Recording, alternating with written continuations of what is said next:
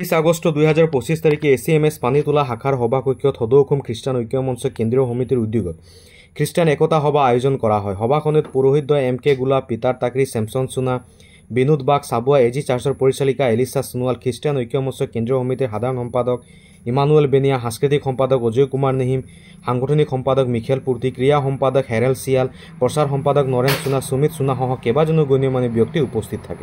আমার খ্ৰীষ্টান সভাৰ বহুদিন হল আমি নীৰব হয়ে আছো।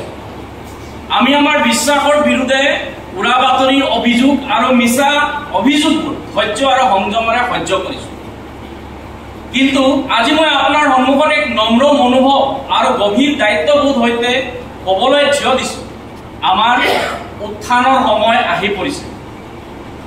আমি ক্ৰোধেৰে নহয়, ঘৃণাৰে নহয়, কিন্তু একতাৰে, সাহসেৰে আৰু মৰ্যাদাৰে যি যীশু খ্ৰীষ্টৰ দ্বাৰা আমি পাইছো তাৰ দৰে আমি আৰম্ভ কৰোঁ।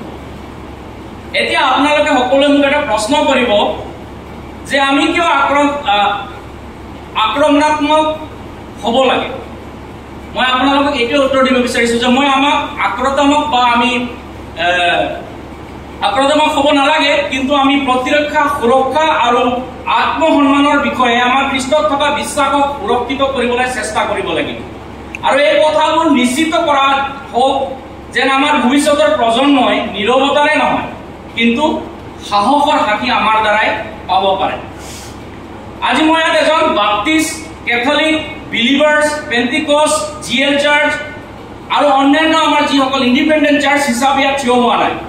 মই ইয়াত থিয় দিছো এজন খ্ৰীষ্টান বা খ্ৰীষ্টক অনুসৰণ কৰা এজন সৈনিক হিচাপে, এজন ব্যক্তি হিচাপে। আৰু আশা কৰোঁ যে আপোনালোকৰ ইয়াত যি উপস্থিত হৈছে নিজকে এজন সৈনিক বুলি আপোনালোকে ভাবে। মই এটা ঈশ্বৰৰ বাক্য আপোনালোকৰ আগত কৈ দিব বিচাৰিছো, য'ত লিখা আছে যোহনৰ 17:21 যাতে সকলোৱে এক হয়। কিন্তু আজি জানো আমাৰ খ্ৰীষ্টান সমাজ এক হয়? এইটো এটা ডাঙৰ প্ৰশ্নবোধ চিন লৈ আমি চলি আছো। আজি সভা আয়োজন কৰা হৈছে সদৌ অসম খ্ৰীষ্টান ঐক্য মঞ্চৰ তৰফৰ পৰা। আৰু এইখন হ'ল আমি খ্ৰীষ্টত একতাৰ ওপৰত আমি সভাখন আয়োজন কৰিছিলোঁ, য'ত আমি প্ৰতিটো চাৰ্চ, প্ৰতিটো মণ্ডলী, প্ৰতিটো ডিনমিনেশ্যনৰ লোকসকলক একত্ৰিত কৰিবলৈ আমি প্ৰাণ লৈছোঁ। আৰু যাতে আমি সকলোৱে একেলগে এক হৈ থাকিব পাৰিম তাৰ বিষয়ে সম্পূৰ্ণ সভাখন আয়োজন কৰা হৈছে। হয়, সদৌ অসম খ্ৰীষ্টান ঐক্য মঞ্চৰ মূল লক্ষ্য উদ্দেশ্য হৈছে আমাৰ খ্ৰীষ্টীয় সম্প্ৰদায়ৰ লগত জড়িত যিমানেই লোকসকল আছে তেখেতসকলক একত্ৰিত কৰি ৰখাৰ প্ৰচেষ্টা। কাৰণ আমি জানো আমাৰ বহুত সময়ত বিভিন্ন ধৰণৰ সমস্যাৰ ভুক্তভোগী হওঁ। সেই সময়ছোৱাত যাতে আমি সকলো একত্ৰিত হৈ এই পৰিস্থিতিৰ লগত সন্মুখীন হ'ব পাৰোঁ তাৰ কাৰণে আমি এটা প্ৰচেষ্টা, এটা সাংগঠনিকভাৱে এটা দলীয় আমি দল সংস্থাপন কৰিছোঁ, যিটোৰ নাম সদৌ অসম খ্ৰীষ্টান ঐক্য মঞ্চ। আৰু আমাৰ আজিৰ যিটো কাৰ্যসূচী কৰা হ'ল সেয়াও একেই, তাৰে প্ৰচেষ্টা। আজি আমাৰ সদৌ অসম খ্ৰীষ্টান ঐক্য মঞ্চৰ কেন্দ্ৰীয় সমিতিৰ উদ্যোগত তথা আমাৰ তিনিচুকীয়া জিলা আৰু ডিব্ৰুগড় জিলা সমিতিৰ সহযোগত আয়োজিত এই কাৰ্যসূচীত দুয়োটা জিলাৰে আমাৰ যিমানেই পালক, প্ৰচাৰকৰ পৰা আদি কৰি বিশিষ্ট ব্যক্তিসকল উপস্থিত আছিলে।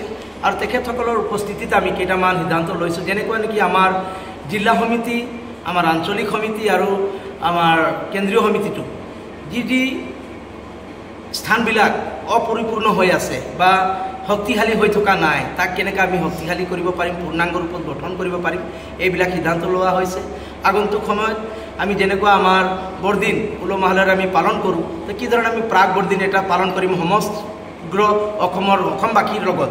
সকলোকে আমি যিটো প্ৰেমৰ বাৰ্তা আছে, যীশুখ্ৰীষ্টই যিটো আমাক বাৰ্তা শিকাই গৈছে যে পৰস্পৰে পৰস্পৰক প্ৰেম কৰিবা, ওচৰ চুবুৰীয়াক প্ৰেম কৰিবা, সেই প্ৰেমৰ বাৰ্তা যাতে আমি শুভ বৰদিনৰ যোগেদি, আগন্তুক শুভ বৰদিনৰ যোগেদি যেন আমি বিলাই দিব পাৰোঁ, সেইবিলাক কথাও আমি সিদ্ধান্ত লৈছোঁ। আৰু আমাৰ বৰ্তমান পৰিস্থিতি যিটো হৈছে, বিভিন্ন ধৰণৰ তাৰণাৰ সন্মুখীন হয় আমাৰ খ্ৰীষ্টিয়ান সম্প্ৰদায়ৰ প্ৰচাৰকসকল। তো তেখেতসকলক আমি কেনেকুৱা এজন সাংবিধানিক হিচাপে যিটো চৰকাৰে আমাক অধিকাৰ দিছে, সেই অধিকাৰ হিচাপে আমি কেনেদৰে সুৰক্ষা পাব পাৰিম, এইবিলাকৰ ওপৰতো আমি কিছুমান সিদ্ধান্ত গ্ৰহণ কৰা হ'ল।